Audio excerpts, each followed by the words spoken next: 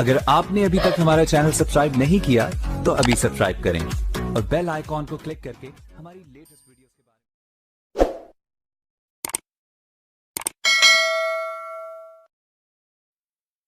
मैं सिर्फ एक ही पीर को मानता हूँ दोस्तों, जो इतवार के बाद आता है।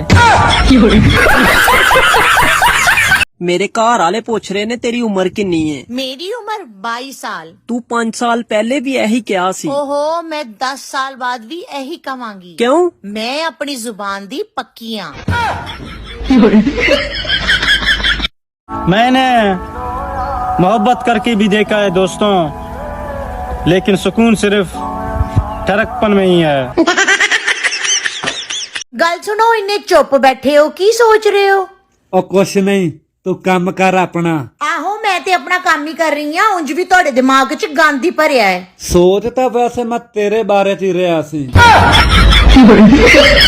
मैंने सोचा उसकी खामोशी मुझे मार ही डालेगी, लेकिन उसकी सहेली ने कहा कि ये गूंगी है।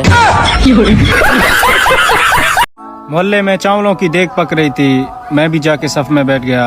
उन लोगों ने देग रक्शे में रखा और दरबार चले गए। कल गलती से खुसरे को मैसेज किया था और आज सुबह से उसके मैसेजेस आ रहे हैं कि जानू, मेरा तुम्हारे अलावा इस दुनिया में कोई भी नहीं।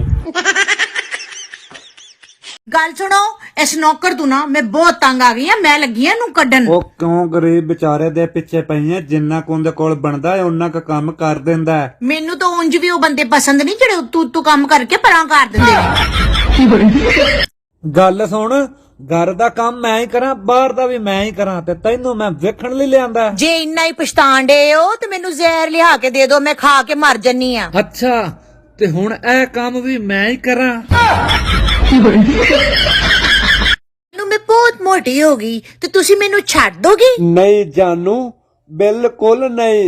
ते जे मेरा कल नू दिमाग खराब हो गया और मैं पागलों वाली हरकतां करन लग पई फिर? ਲੈ ਹੁਣ ਤੱਕ ਛੱਡਿਆ